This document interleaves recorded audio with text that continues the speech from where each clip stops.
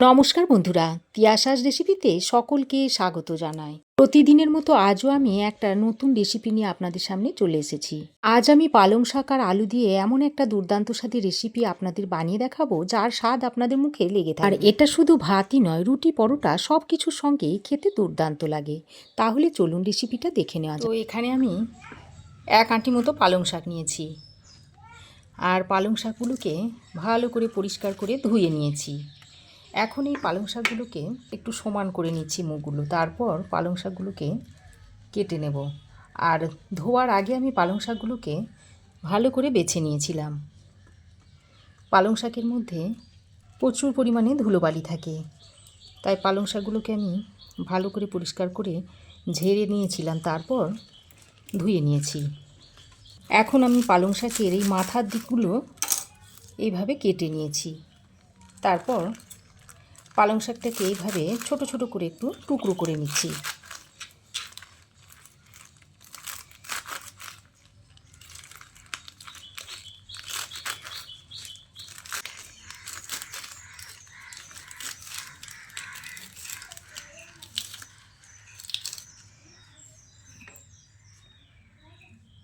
এইভাবে সব পালং শাকগুলোকে কেটে নিয়ে তারপরে আপনাদের সামনে ফিরে আসছি। পালং শাকগুলো কেটে আমি একটা পাত্রের মধ্যে তুলে নিচ্ছি।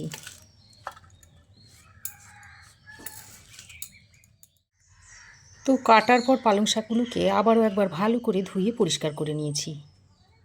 তারপর একটা পাত্রের মধ্যে নিয়ে নিয়েছি। এবার আমি এই পালং শাকে দেবার জন্য একটা মিডিয়াম সাইজের আলু নিয়েছি। আমি এখানে পালং শাকের মধ্যে আলু ব্যবহার করব, তবে আপনারা চাইলে আলুর বদলে কুমড়ো দিয়েও রেসিপিটা তৈরি করে নিতে পারেন। তবে আলু দিয়ে একবার এইভাবে তৈরি করে দেখবেন, খেতে খুবই ভালো হবে। আলুটাকে আমি এরকম একটু ডুমো ডুমো করে কেটে নিয়েছি।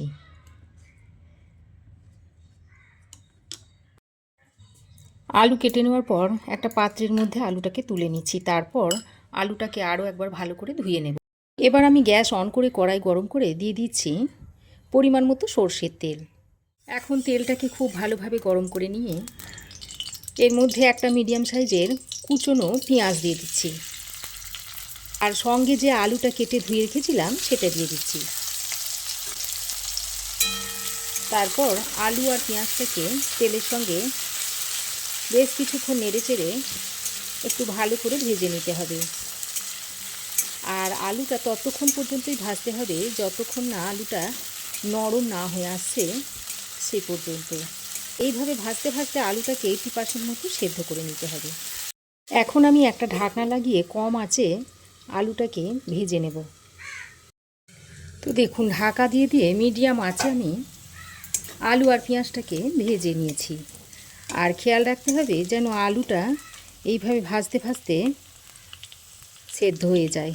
তো দেখুন, আলু প্রায় 80% মতো সেদ্ধ হয়ে গেছে। এবার এই পর্যায়ে আমি ছোটো চামচের 1 চামচ মতো দিয়ে দিচ্ছি আদা ও রসুনের পেস্ট। এবার আদা আর রসুনের পেস্টটা দিয়ে আবারও কিছুক্ষণ ভেজে নিতে হবে, যাতে আদা রসুনের কাঁচা গন্ধটা না থাকে।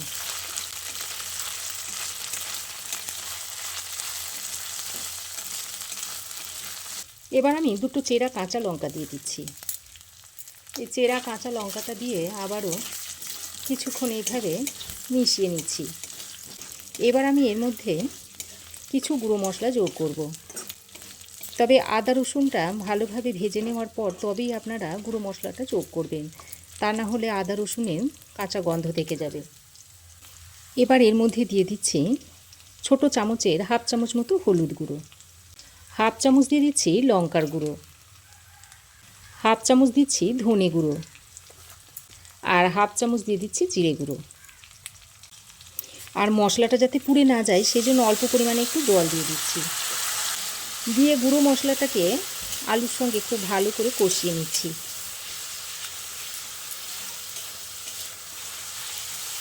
এই পর্যায়ে আমি সামান্য পরিমাণে একটু চিনি দিয়ে দিচ্ছি, তবে অনেকেই আছেন চিনি পছন্দ করেন না। তবে যারা চিনি পছন্দ করেন না তারা ইচ্ছা করলে দিতেও পারেন, আবার নাও দিতে পারেন। তবে চিনিটা দিলে স্বাদের ব্যালেন্সটা একটু সুন্দর আসে। চিনিটা দিয়ে ভালো করে নেড়ে চেড়ে মিশিয়ে নিয়েছি। এবার যে পালং শাকগুলো কেটে ধুয়ে রেখেছিলাম সেগুলো এই আলুর মধ্যে অল্প অল্প পরিমাণে দিয়ে দিচ্ছি। এইভাবে অল্প করে শাকগুলো দেব আর নেড়ে চেড়ে মিশিয়ে নেব।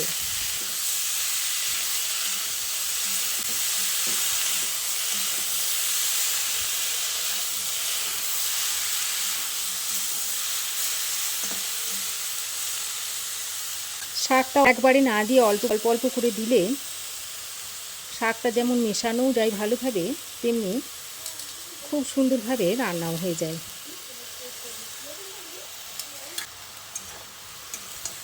আবারও শাকটাকে দিয়ে ভালো করে নেড়ে চেড়ে মিশিয়ে নিচ্ছি।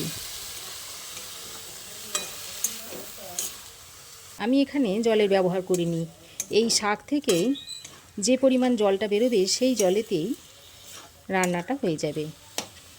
তো শাকটা দিয়ে দেখুন খুব ভালো করে নেড়ে চেড়ে মিশিয়ে নিয়েছি, আর শাক থেকে দেখুন বেশ কিছুটা পরিমাণে জলও বেরিয়েছে। এখন এই পর্যায়ে আমি স্বাদ মতো নুনটা দিয়ে দিচ্ছি। নুনটা দিয়ে আবারও শাকের সঙ্গে ভালো করে নেড়ে চেড়ে মিশিয়ে নিচ্ছি।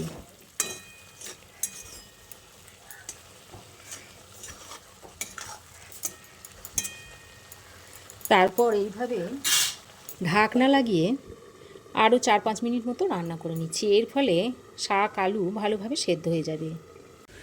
ওদিকে শাকটা হতে হতে এদিকে ততক্ষণে একটা তড়কা প্যানের মধ্যে 1/2 চামচ মতো দিয়ে দিচ্ছি সাদা জিরে, আর 1/2 চামচ মতো দিয়ে দিচ্ছি কালো জিরে। এখন গ্যাসের ফ্লেমটাকে লো টু মিডিয়ামে করে জিরেগুলোকে একটু ড্রাই রোস্ট করে নিচ্ছি। এইভাবে ভাজতে ভাজতে যখন এইরকম একটু চটপট করতে শুরু করবে, ঠিক সেই পর্যায়ে নামিয়ে নিতে হবে। তারপর নামিয়ে ঠান্ডা করে এটাকে গুঁড়ো করে নেব।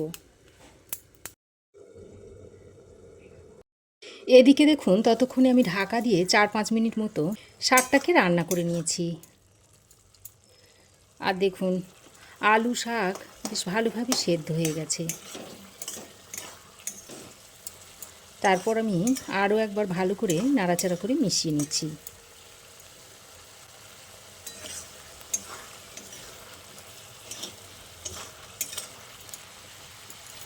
এবার আমি যে ভাজা মশলাটা গুঁড়ো করে রেখেছিলাম সেটা এর মধ্যে দিয়ে দিচ্ছি। আর এই ভাজা মশলাটা দেওয়ার কারণে পালং শাকের স্বাদটা একেবারে অসাধারণ হবে। গুঁড়ো মশলাটা দিয়ে আবারও সব কিছুকে একসঙ্গে ভালো করে নেড়ে চেড়ে মিশিয়ে নিলেই রেসিপিটা একেবারে সার্ভ করার জন্য রেডি হয়ে যাবে। ভালো করে নেড়ে চেড়ে মিশিয়ে নেওয়ার পর আবারও ঢাকা দিয়ে 2 মিনিট মতো রান্না করে নিচ্ছি। এর ফলে ভাজা মশলার ফ্লেভারটা শাকের মধ্যে খুব ভালোভাবে মিশে যাবে। আরও 2 মিনিট ঢাকা দিয়ে আমি রান্না করে নিচ্ছি। আর রান্নাটা এখন দেখুন একেবারে সার্ভ করার জন্য রেডি হয়ে গেছে। এবার আপনারা এটাকে গরম গরম ভাতের সঙ্গে সার্ভ করে দিতে পারবেন। তবে শুধু ভাতই নয়, রুটি পরোটার সঙ্গেও এটা খেতে কিন্তু দুর্দান্ত লাগে। এইভাবে আপনারাও একবার তৈরি করে দেখতে পারেন। তো রেসিপিটা এখন আমি একটা প্লেটের মধ্যে সার্ভ করে দেখাচ্ছি। তো কেমন লাগলো আমার আজকের এই রেসিপি অবশ্যই একটা কমেন্ট করে জানাবেন। ভালো লাগলে একটা লাইক ও শেয়ার করবেন। পাশে থাকা বেল আইকনটা অবশ্যই প্রেস করে দেবেন। আর আমার চ্যানেলে যদি নতুন হয়ে থাকেন তো প্লিজ চ্যানেলটাকে সাবস্ক্রাইব করার অনুরোধ রইল। আজ এ পর্যন্তই। আবার দেখা হবে নতুন কোনো রেসিপি নিয়ে নেক্সট এপিসোডে। সে পর্যন্ত ভালো থাকবেন, সুস্থ থাকবেন।